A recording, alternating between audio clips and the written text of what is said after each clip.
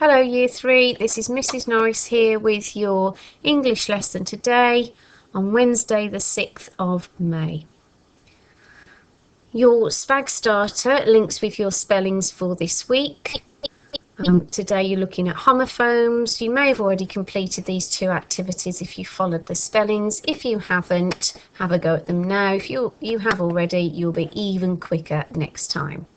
The link, as before, is on the video links document, so you'll be able to click straight on it on there, or if in doubt, type into the search on Bite Size homophones and it will come up with this.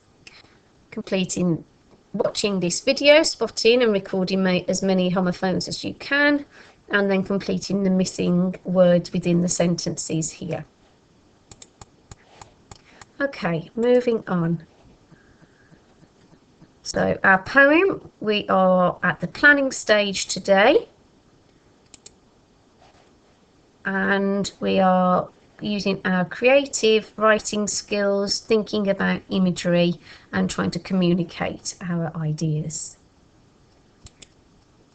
So before you get started, can you get a whiteboard and pen or a piece of paper and a pencil, and you are going to complete a retrieval activity.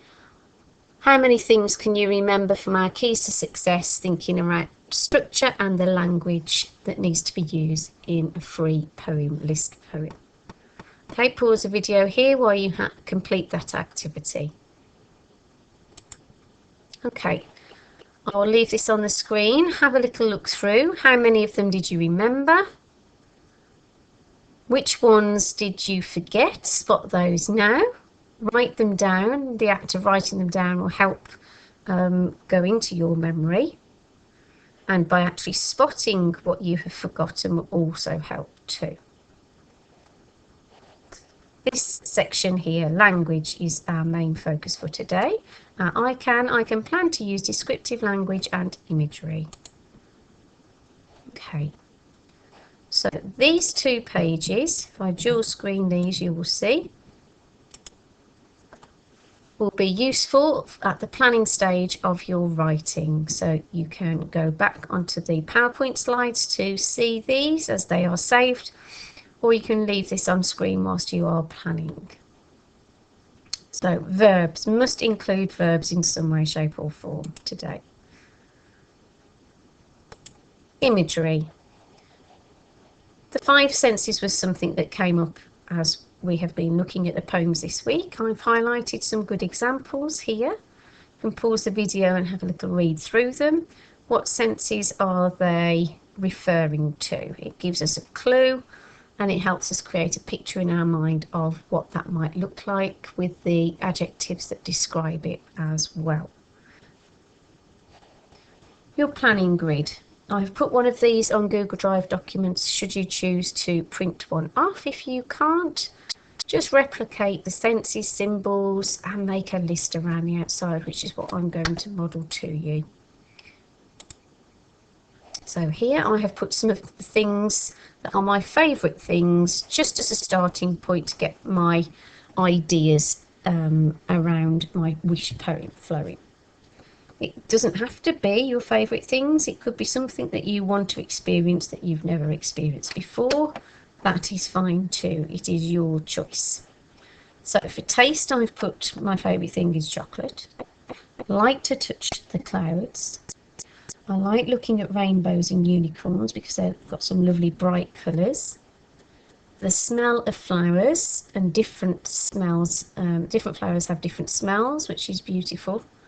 And music.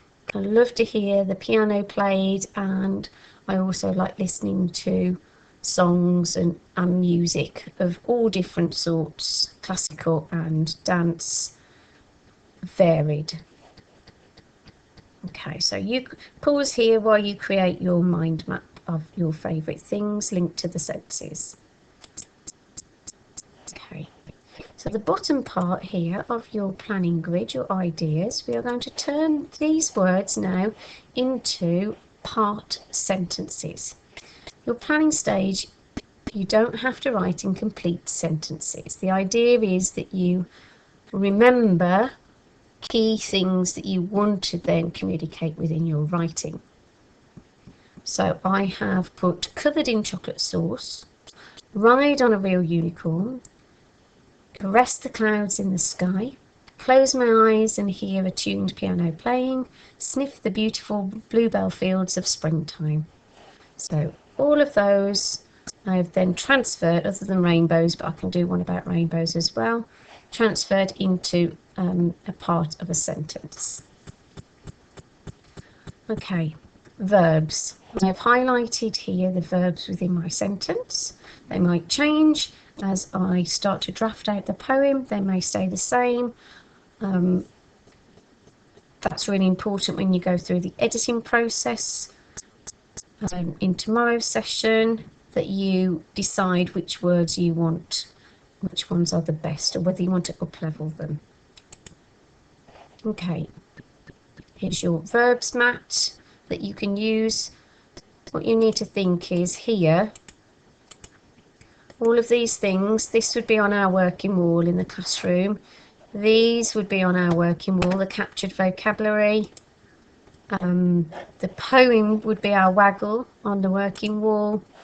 Our planning grid would be as well, and how we start to gather our thoughts and ideas. So this is kind of your working wall, but on the computer. Okay. Right, so by the end of today's lesson, you should have planned out your senses and written brief notes about the ideas you want to share. You may have one idea, you may have two ideas for each of the senses. It's entirely up to you. You might decide you're just going to concentrate on two or three. You might throw some other ones in that aren't specifically related to the senses. That's okay too. Key word in our poem is that it's a free poem, and a list of things that don't necessarily have to be connected in the same way as other types of poetry. Okay, you need to obviously keep all of your draft work and planning so that you are not starting from scratch in tomorrow's lesson. You've done all the thinking, ready to be, so that you are ready to start writing your poems. On Google Drive, I have put a PDF document that has images and links to YouTube of how to make your own dream jar. So I've just put a few pictures here as inspiration for what you could do. I found a jar, so I am going to do a dream jar with my daughter. Maybe I could share those pictures with you in my video clips next week. Okay, thank you, Year 3. Look forward to working with you tomorrow. Bye-bye.